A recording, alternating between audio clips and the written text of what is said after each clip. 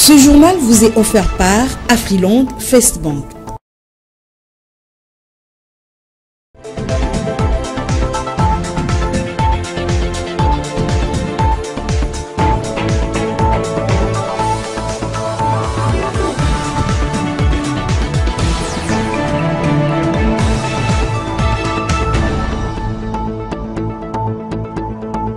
Merci de choisir la FM Télévision pour vous informer, mesdames et messieurs. Bienvenue dans cette grande édition du journal. Le ministre d'État en charge de la justice et garde des Sceaux a comparu pour la seconde fois ce vendredi au parquet général près la Cour de cassation. Constant Moutamba a été accompagné par une foule des membres de son parti politique. Comme lors de sa première comparution, rien n'a filtré de cette audition. En politique toujours, Martin Fayoulou et le chef de l'État Félix-Antoine Tshisekedi se sont rencontrés hier jeudi au Palais de la Nation, un tête-à-tête inattendu mais espéré qui intervient dans un contexte où la République démocratique du Congo traverse une crise sécuritaire et politique. L'opposant Martin Fayoulou face au chef de l'État a exprimé certaines voies et moyens pour sortir les pays du gouffre. Je vous propose cet élément signé Alexis Tchombela. Après son adresse à la nation, l'opposant congolais Martin Fayoulou Madidi, président de l'ECD, a été reçu par le chef de l'État congolais Félix-Antoine Tshisekedi Tshilombo au palais de la nation à Kinshasa dans le but de vouloir trouver des voies et moyens permettant de faire sortir le pays de la crise. Au terme de leur entretien, le leader de l'ECD, accompagné de son équipe, s'est exprimé devant la presse. Le pays est dans une passe très difficile. Nous sommes attaqués de partout. Nous avons besoin de la cohésion nationale. Je suis venu pour lui dire que nous n'avons pas 36 solutions. Nous devons créer un camp de la patrie. Donc les gens qui luttent pour leur pays. Et donc pour cela, avec toutes ces crises que nous avons, crise sécuritaire, crise sociale, crise politique, la solution c'est un dialogue. Donc je lui ai demandé de tout faire pour rencontrer les évêques de la Cinco et les pasteurs de l'ECC pour discuter afin de voir ce pacte social qu'ils proposent, comment est-ce que nous pouvons le mettre en avant. Donc il m'a compris et il va donner sa réponse très rapidement. Nous sommes Congolais et nous avons des frères et sœurs qui souffrent, des enfants qui souffrent, des enfants qui dorment à la belle étoile, des enfants et des gens qui meurent tous les jours. Aujourd'hui, à Goma, combien de gens sont morts? Aujourd'hui, à Beni, à Butembo, aujourd'hui, à Bukavu, combien de gens ont été maltraités par des gens qui ont occupé nos territoires, nos localités. Donc, c'est de ça que nous avons parlé. Nous sommes humains. Nous avons lutté dans ces pays. Nous n'avons pas lutté pour que demain les Congos soient balkanisés. Voilà, nous avons dit, lui et moi, et nous sommes dit que jamais sous notre ère que le Congo sera balkanisé. Je suis venu pour ça et pour insister que le dialogue est nécessaire et qu'ils reçoivent les pères spirituels. Faisant preuve d'un sens élevé du patriotisme durant cette période, Martin Fayoulou, optimiste de son État, veut voir la paix revenir au pays. Merci beaucoup.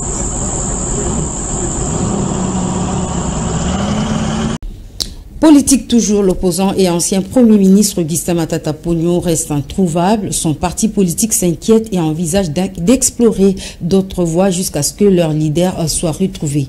Augustin Matata Pogno a été condamné le 20 mai dernier par la Cour constitutionnelle à 10 ans de travaux forcés pour détournement des deniers publics dans les dossiers relatifs au parc agro-industriel de Bukangalonzo. Pour plus de précisions, suivez l'un des leaders de ce parti.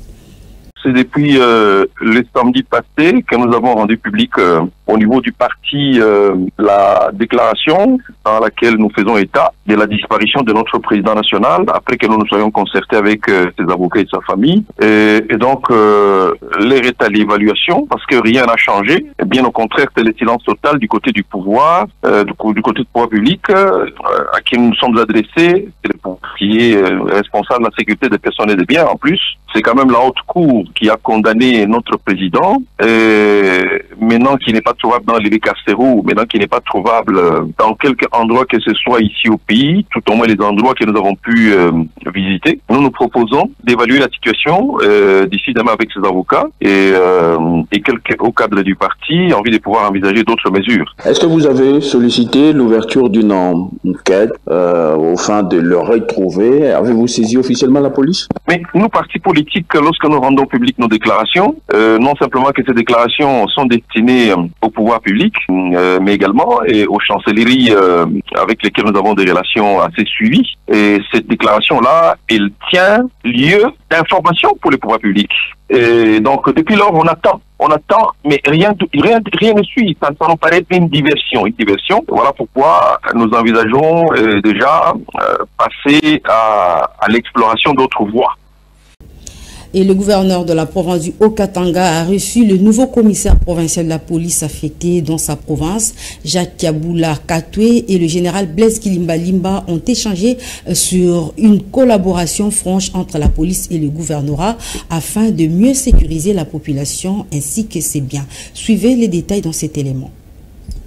Cette prise de contact entre le gouverneur du Haut-Katanga, Jacques Kaboula Katoué, et les commandants de la police pour cette province, le général Blaise Kilimba Limba, marque une collaboration étroite entre le gouvernorat et la police. Le gouverneur de province a donné des instructions à exécuter auprès du patron de la police afin que la population du Haut-Katanga puisse vivre en toute sécurité. À son tour, le commissaire provincial de la police pour le Haut-Katanga, le général Blaise Kilimba Limba, a promis d'exécuter fidèlement toutes les instructions afin de dénicher tous les cas d'insécurité dans la province du Haut-Katanga. Nous devons donc profiter de cette occasion pour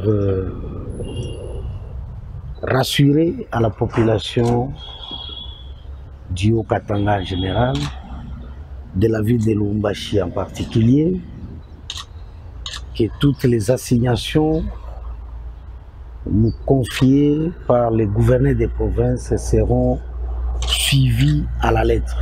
Nous rassurons la population que nous allons mettre en œuvre tout ce qu'il faut pour réduire alors sensiblement la situation de criminalité dans le Haut-Katanga. Il s'est de souligner que le général Blaise Kilimba Limba était commissaire provincial de la police dans la ville de Kinshasa. Très connu pour sa rigueur, le nouveau patron de la police dans la province du Haut-Katanga a promis de ne pas baisser le bras afin que les habitants du Haut-Katanga puissent vivre en toute sécurité ainsi que leurs biens. Société à présent, les habitants du quartier des Bonhommes à la 16e rue dans la commune de Matete vivent dans un environnement malsain après les inondations survenues en avril dernier. L'afflux des immondices associés aux eaux stagnantes détruisent plusieurs maisons dans ces quartiers où un sinistre énorme a été enregistré. Suivez les détails dans ce reportage. Voici ce à quoi ressemblent les maisons et les parcelles situées au quartier des Bonhommes à la 16e rue dans la commune de Matete après les inondations causées par le débordement de la rivière Njili. Les parcelles et les maisons sont envahies par une insalubrité indescriptible pendant que les eaux qui ont submergé les habitations ne sont pas encore complètement évacuées. La population en détresse sollicite de l'aide humanitaire.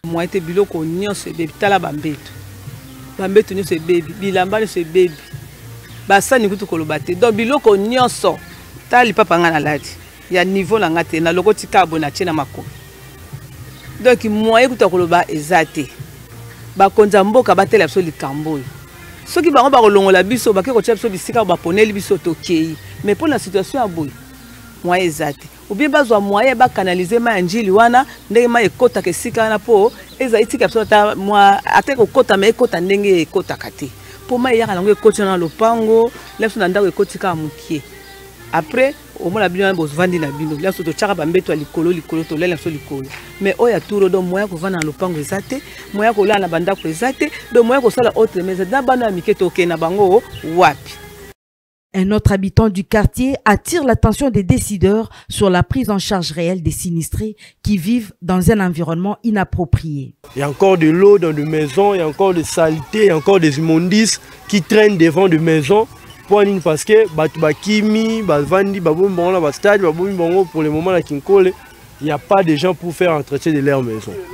C'est faux, c'est faux, c'est faux. Il n'y a pas une construction anarchique ici.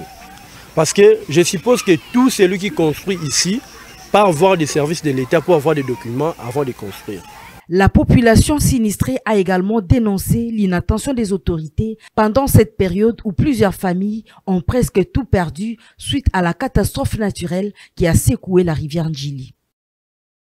Lutte contre le Mpox. À Kinshasa, le gouvernement congolais, par le biais du ministère de la Santé, a recueilli 1 500 000 doses de vaccins provenant du Japon et près de 1000 doses autres venant de la France. Pour plus de détails, je vous convie à suivre cet élément de Exaucé Kimolo.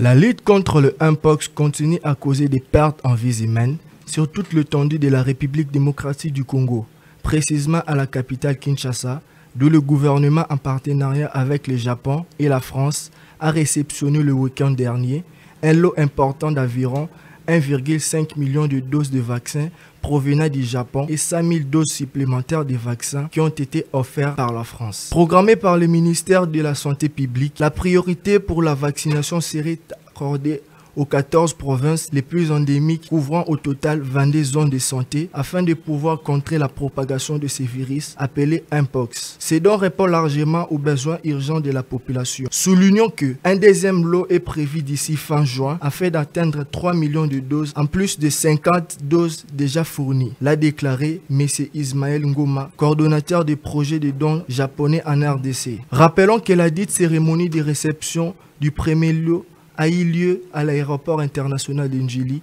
à Kinshasa, à présence du coordonnateur du centre des opérations d'urgence sanitaire et les chefs des divisions logistiques du programme élargi de vaccination à Kinshasa.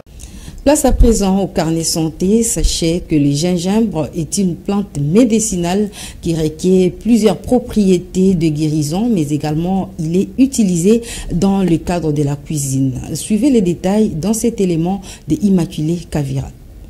Le gingembre est reconnu pour ses multiples bienfaits sur la santé. Il est notamment utilisé pour soulager les nausées, réduire les inflammations, améliorer la digestion et renforcer le système immunitaire. Il peut aussi aider à contrôler le diabète. Le gingembre appartient à la même famille que le curcuma et la cardamome. Originaire d'Asie du Sud-Ouest, de l'Inde et de la Chine, il fait partie de l'alimentation de cette région et est apprécié pour ses propriétés aromatiques, culinaires, médicinales, car il est un excellent choix de remède au début d'un rhume, favorise la transpiration et peut donc être utilisé pour traiter les états fiévreux tels que la grippe en le consommant dans l'été. La racine fraîche a également des propriétés antiviraux. Certaines études animales suggèrent que la gingembre peut aider à gérer des niveaux de cholestérol, à réduire les dommages aux artères et à diminuer l'hypertension artérielle, ce qui est bénéfique pour le cœur et le système cardiovasculaire. Bien qu'il soit considéré comme sûr pour un large éventail d'affections, le gingembre peut être déconseillé à certaines personnes du fait qu'il est une herbe puissante qui agit de manière pharmacologique. Nouvelle nomination au sein de la coalition interconfessionnelle pour la nation. Après la décision relative à la nomination d'un nouveau secrétaire général, l'autorité de référence de cette plateforme religieuse vient de procéder à la nomination de quelques membres du présidium de cette plateforme. Suivez les détails lus à cet effet par le porte-parole de la SIN, le révérend Père Emmanuel Montoulosi. République démocratique du Congo. Coalition interconfessionnelle pour la nation, SIN-RDC, plateforme religieuse. Coordination nationale.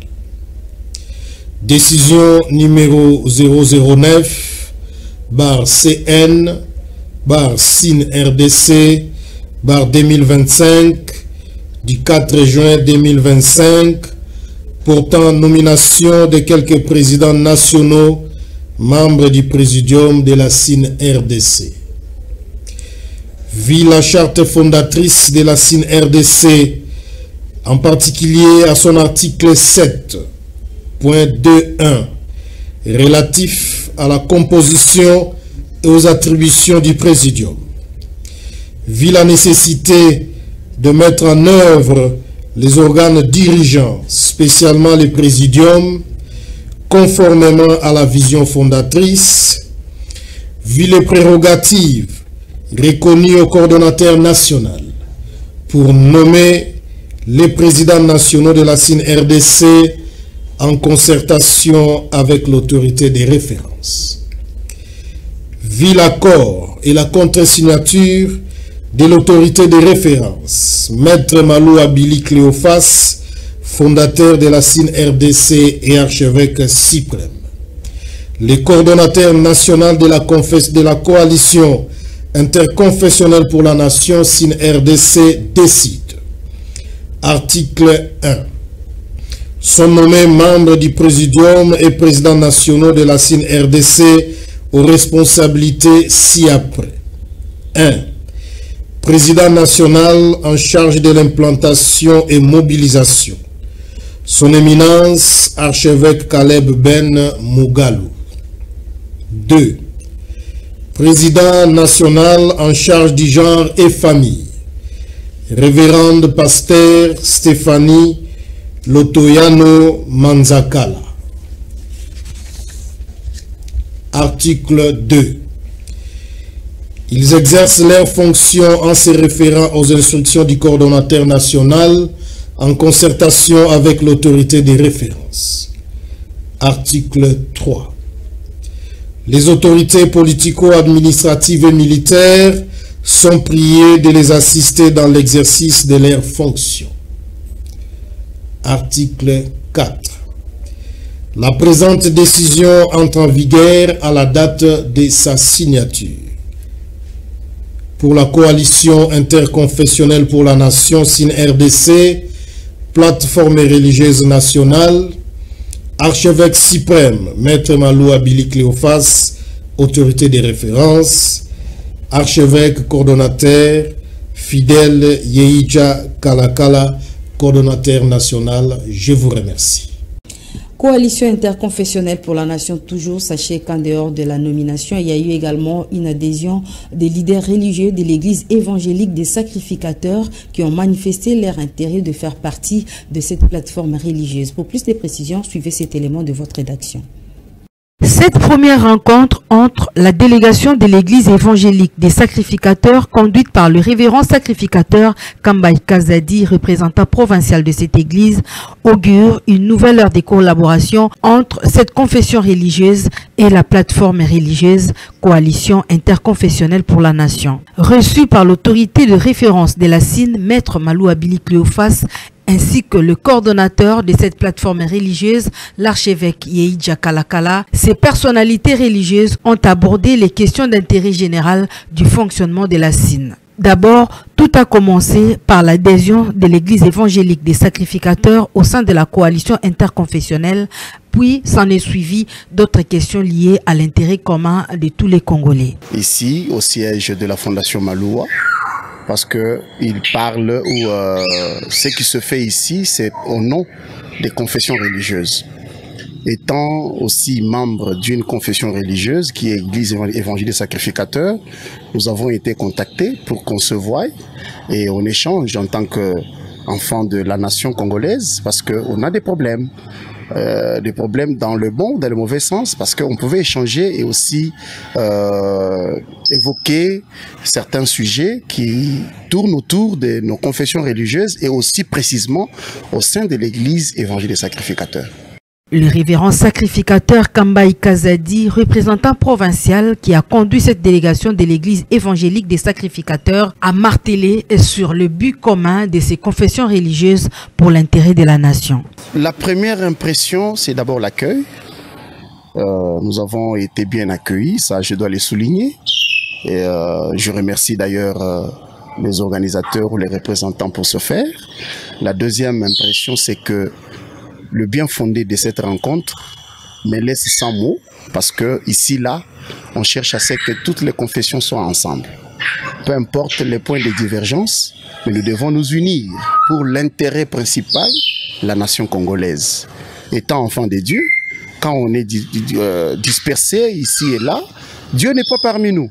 Nous devons nous mettre ensemble parce que Dieu est un et unique. Dieu n'est pas là dans un coin ou il n'est pas dans un autre coin, il est partout et Dieu est là.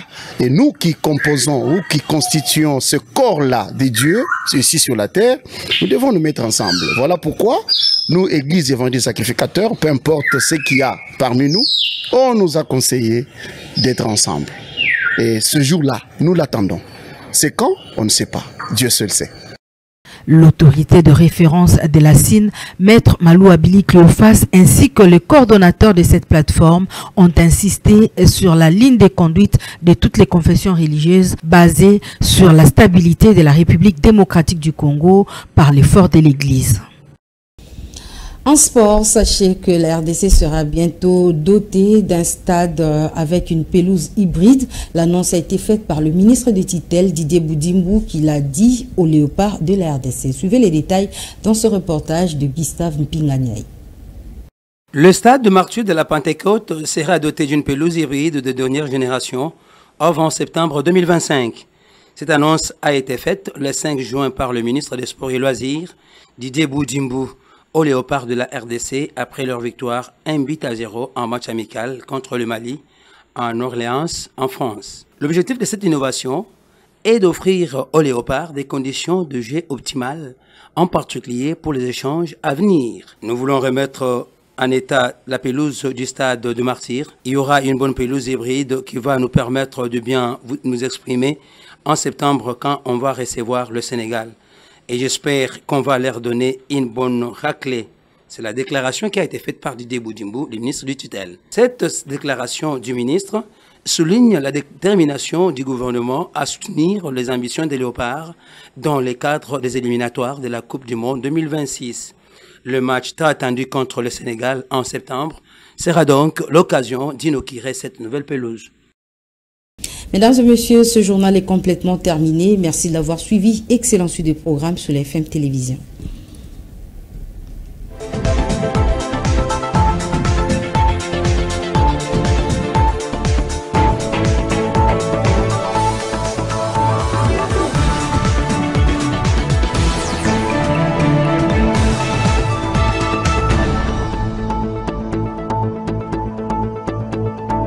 Ce journal vous a été offert par Afriland, FaceBank.